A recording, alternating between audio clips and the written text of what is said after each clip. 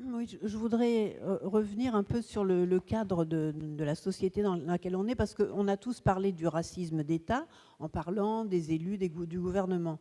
Mais c'est quand même cette société française dans son ensemble qui a une histoire raciste, on l'a dit déjà. C'est la colonisation des pays d'Afrique et d'Asie à un moment par la France, c'est là la racine du racisme. Et ça n'a jamais été remis en question. Alors je crois que pour répondre à la question, je dirais que non, la société française, bien sûr, à part les gens qui sont ici et d'autres, mais dans son ensemble, la société française n'est pas prête à revenir là-dessus, à revenir sur les privilèges hérités du colonialisme et du racisme qui va avec. Donc il faut beaucoup travailler, il faut beaucoup se battre, il faut beaucoup expliquer pour essayer peut-être que ça change. Mais je crois qu'en ce moment, surtout avec les relents, enfin plus que les relents, le fascisme rampant dans cette préparation des élections présidentielles, c'est très difficile. Et je voudrais rapporter ça. Par exemple, le siècle des Lumières dont on parle avec cet universalisme à la française, il y avait des gens comme Voltaire qui sont toujours pris en exemple pour les grandes idées qu'ils avaient. Enfin, Voltaire, il a quand même été complice de l'esclavagisme. Ensuite, pour venir plus près de nous, la France vichiste, elle a pourchassé les Juifs. C'est quelque chose qui est mieux connu maintenant. Certains disent même qu'on exagère en rappelant tout le temps le génocide et la maltraitance des Juifs pendant la guerre. Mais il faut quand même se rappeler que c'est venu de Juifs qui étaient persécutés dans les pays d'Europe centrale, qui ont émigré vers la France. Et il y avait aussi des Juifs en France déjà, mais le gouvernement français, la police française a procédé aux arrestations, a gardé les camps comme il y en a ici dans la région, à Pithiviers, à Beaune-la-Rolande. Et ça a été vraiment le summum de l'antisémitisme français pendant toute cette période. Et alors, bien sûr, après, Chirac, par exemple, est revenu sur la rafle du Veldiv et a déclaré que la France avait effectivement participé, mais pas plus tard que ces jours-ci, Marine Le Pen revient sur cette idée en disant non, non, c'est pas la France qui est responsable de la rafle du Veldiv, qui a raflé 4000 personnes, dont des enfants qui ont été immédiatement gazés quand ils sont arrivés dans les camps de concentration. Donc il faut bien resituer, et je parle de l'antisémitisme à la française parce que c'est pas du tout le problème actuel qui est, je l'ai dit au début, et vous l'avez tous dit, c'est plus la chasse aux Roms, l'antisémitisme, le racisme vis-à-vis des Noirs, mais c'est la même chose finalement, parce que la France, comme ça, et d'autres pays pareils, ont besoin de boucs émissaires. Alors les Juifs, ça a été ça pendant longtemps, et maintenant, c'est beaucoup plus les Arabes et les Noirs. Et donc, il y a une solidarité à développer entre... enfin en tout cas dans l'explication de ces phénomènes, parce que c'est là qu'on comprend le fond des choses et pourquoi ça se manifeste contre les uns, contre les autres. Sauf que on peut considérer qu'en France à l'heure actuelle, donc les Juifs sont beaucoup plus à l'abri de ces manifestations racistes, mais quand même, ce qui est important, c'est de voir que depuis la création de l'État d'Israël, il y a au contraire un renforcement du sentiment que ces Juifs qui étaient des victimes du racisme dans l'Europe centrale et du nazisme, etc., sont devenus au contraire des bourreaux, sont les oppresseurs du peuple palestinien qui a été nié dans ses droits sur la terre et carrément évacué, enfin en train d'être chassé de plus en plus, opprimé dans un système d'apartheid. Et ça, on peut imaginer que quelquefois ça crée de l'antisémitisme. Et pourquoi ça en crée ? Parce qu'il y a un amalgame qui est entretenu entre Juifs et Israël. Or, il y a beaucoup de Juifs, comme nous, dans l'Union juive française pour la paix, ou dans IJAN, le réseau juif antisioniste international dont je fais aussi partie, on explique que ce n'est pas du tout la même chose.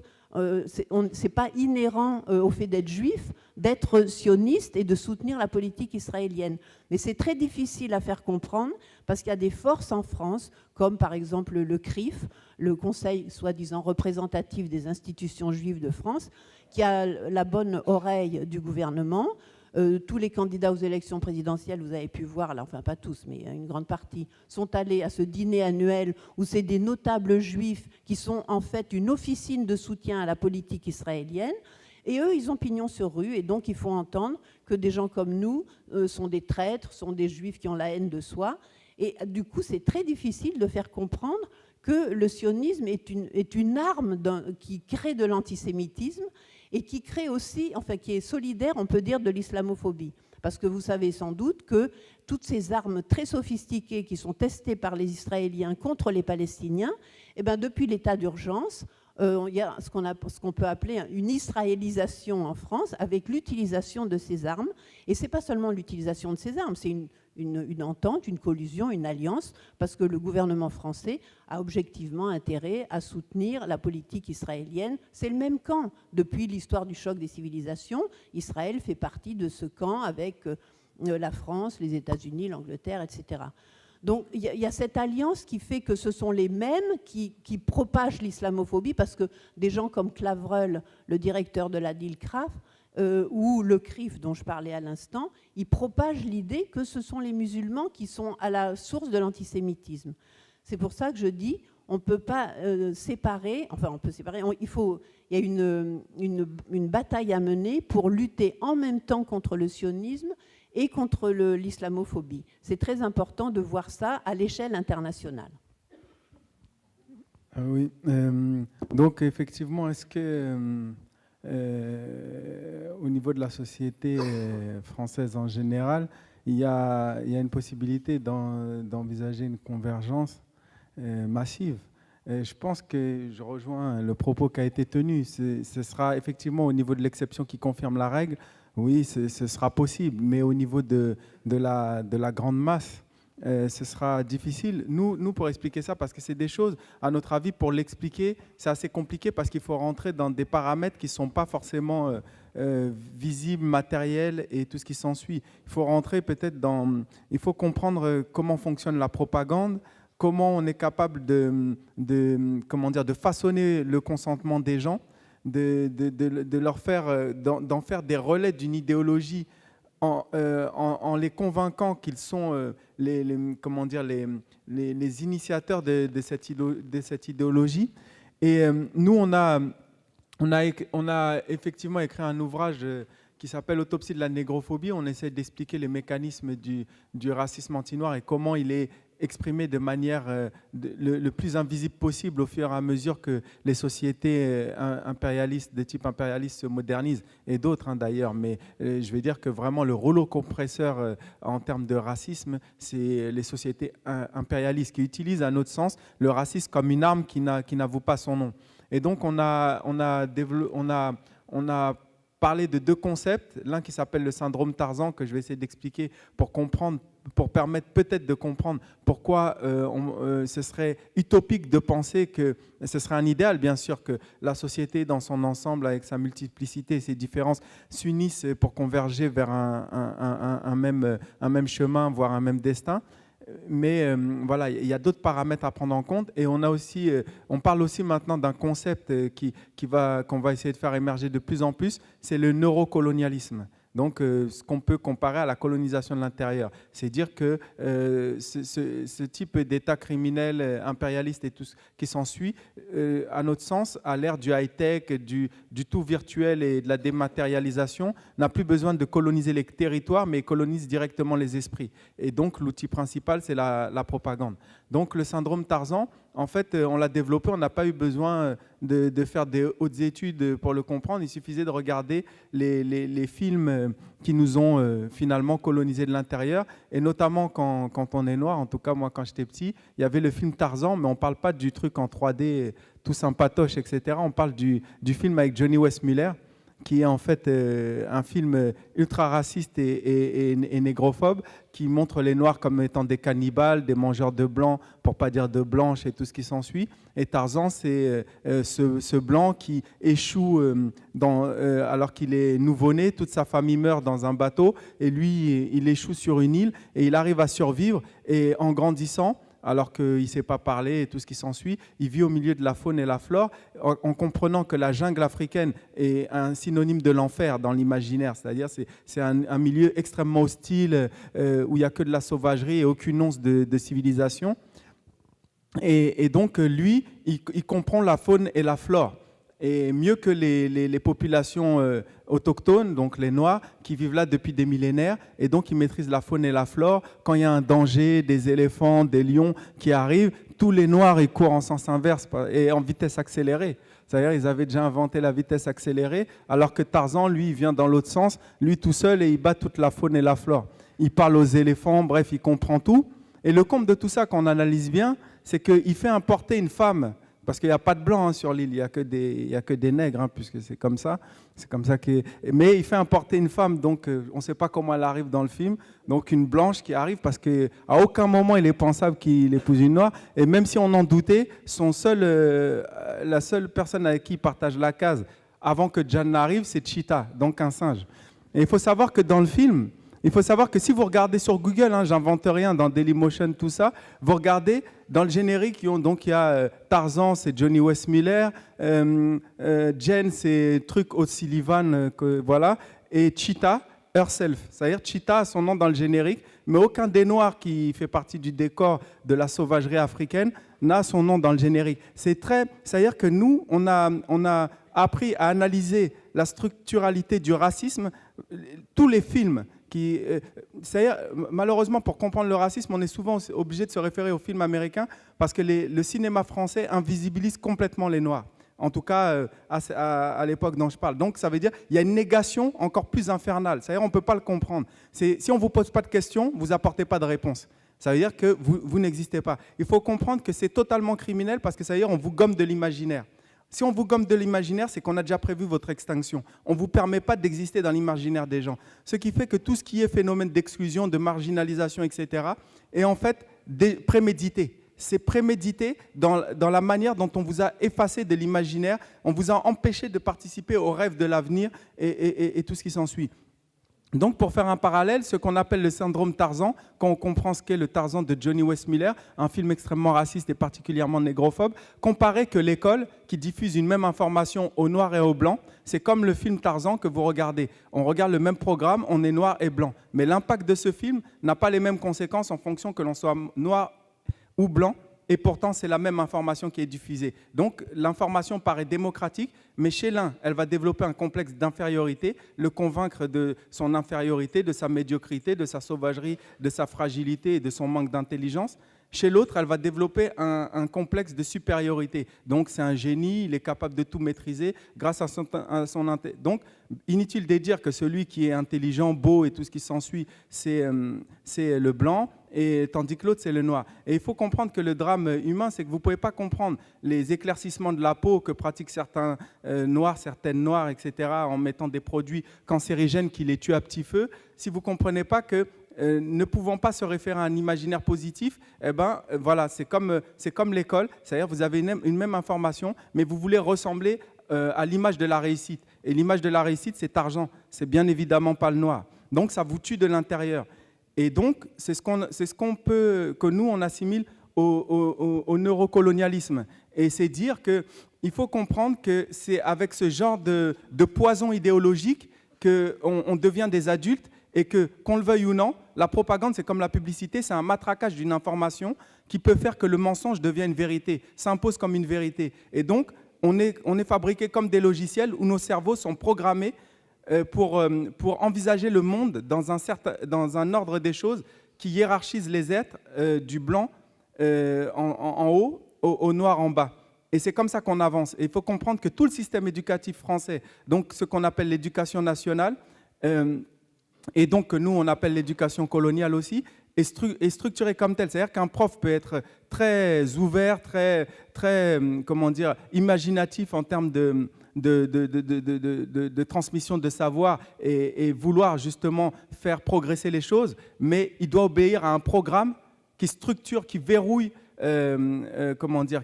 qui verrouille le monde dans le sens des intérêts impérialistes, etc. Ce qui fait qu'on soit noir ou blanc, on est programmé, noir ou blanc avec toutes les multitudes de couleurs qui viennent entre les deux, on est programmé pour en fait participer à ce que notre oppression se poursuive, à faire en sorte que l'idéologie colonialiste se poursuive et on n'est pas formé dans cette école-là, dans cette école coloniale-là, à réformer le système, mais à le pérenniser. Et malheureusement, ce système, c'est le même qui s'est enrichi de l'esclavage, de la colonisation et qui poursuit ses crimes de manière plus invisible avec des nouvelles formes de colonisation, dont ce que nous appelons aujourd'hui le neurocolonialisme. Et donc c'est pour ça que nous pensons que la grande masse ne peut pas converger, parce que le logiciel qui lui permet d'avancer est programmé pour agir contre l'intérêt collectif. Et elle est programmée pour préserver les intérêts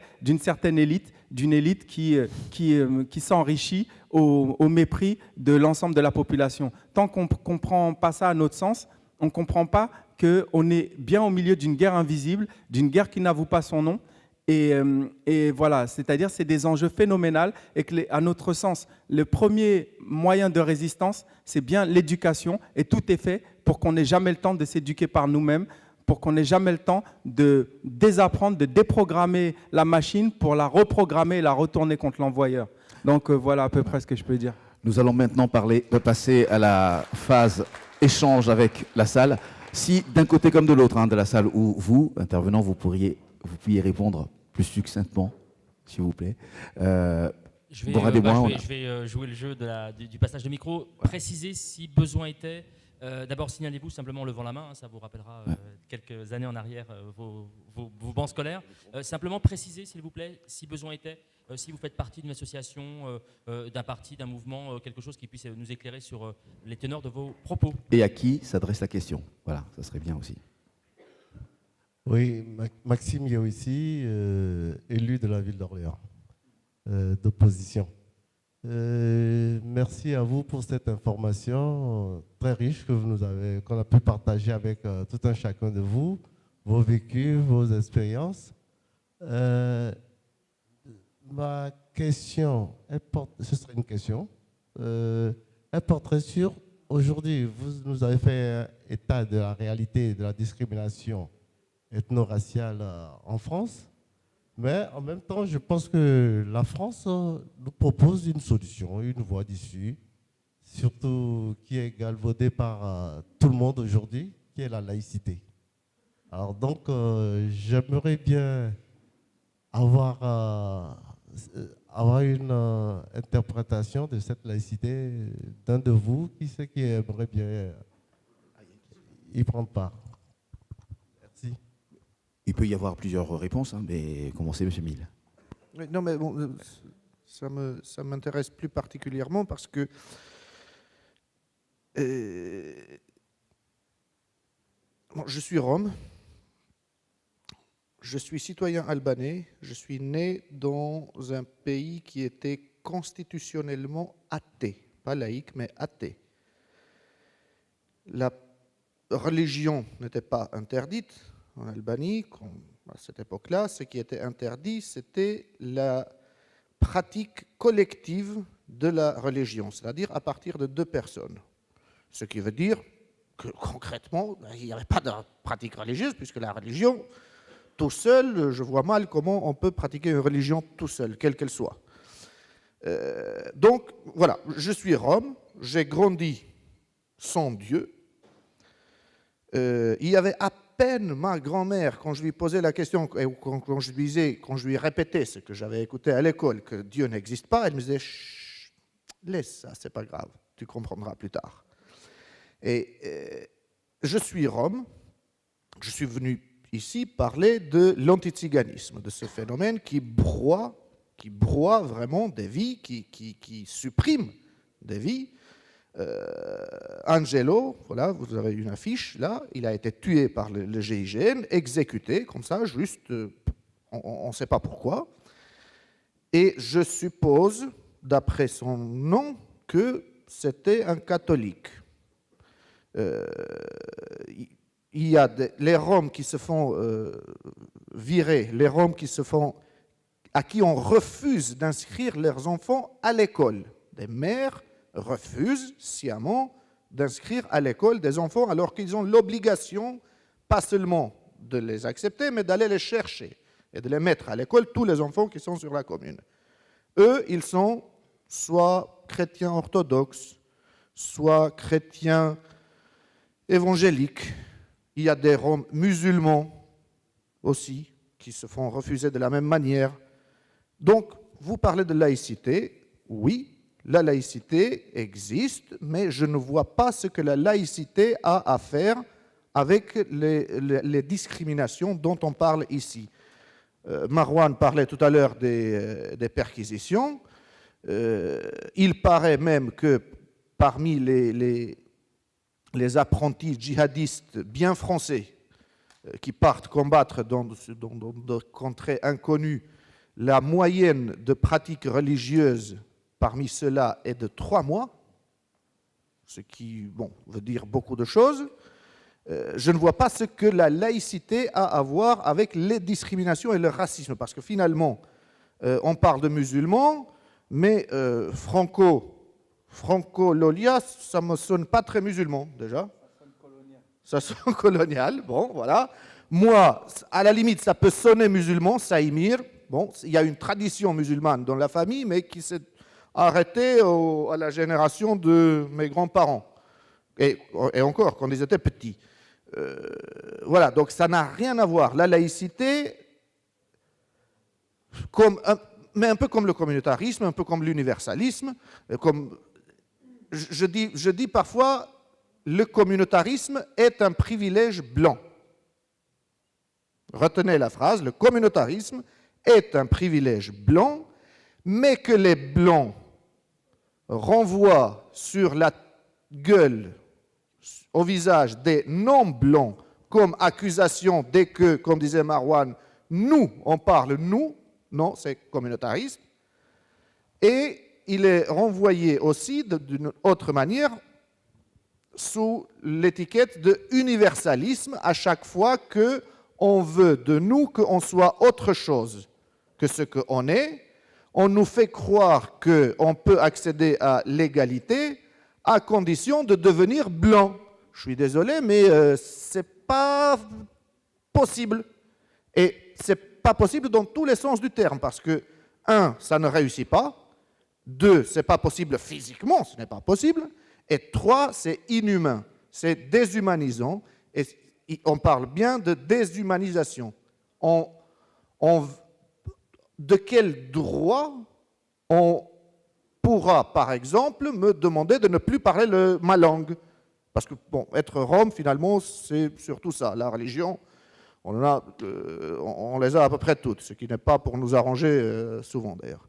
Voilà. Mais la laïcité, ça n'a rien à voir avec le racisme. Le racisme, c'est un système de pouvoir, c'est un rapport de domination que le pouvoir maintient selon les époques, en sortant les étiquettes qui arrangent. Merci beaucoup. Vous avez demandé à répondre également, Marouane Mamel. Pardon ? Je complète juste la réponse. Voilà, juste une réponse courte, parce que j'ai encore deux personnes inscrites et je voudrais qu'on reste ensemble jusqu'à la fin de cette soirée.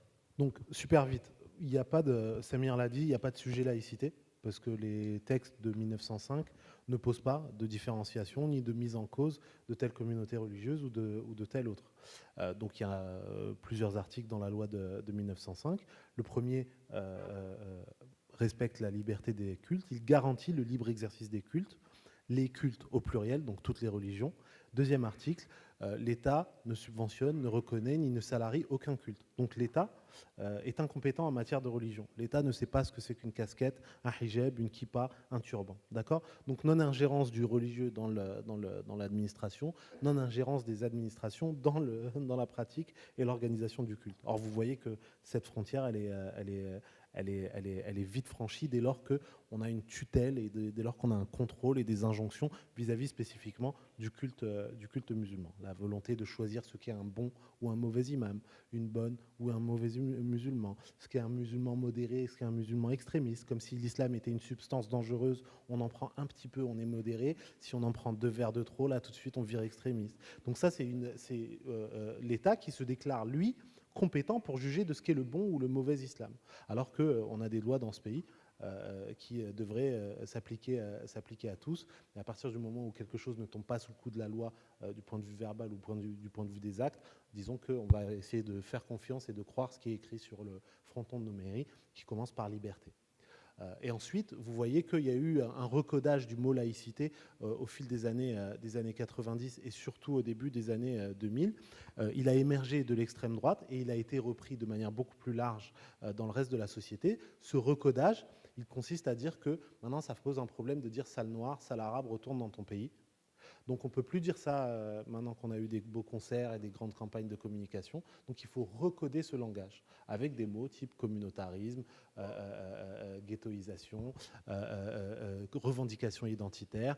Et la star, c'est le mot laïcité. Donc on ne dit plus « sale arabe, retourne dans ton pays, tu n'as pas ta place ici ». On dit « il convient de réaffirmer la laïcité avec fermeté ». Et tout le monde a compris qu'on parle de ce groupe de population et qu'on veut les invisibiliser ou les mettre en cause. D'où l'omniprésence du mot laïcité dans le discours du Front National, repris sans la moindre critique dans cette nouvelle acception-là par d'autres partis. Et c'est pour ça que tous ces gens-là, ils demandent systématiquement des nouvelles lois autour de la laïcité, en se revendiquant de la laïcité, mais qui a un problème avec la laïcité, ceux qui demandent sa modification justement pour en faire des lois de légitimation de l'exclusion et de la discrimination des autres.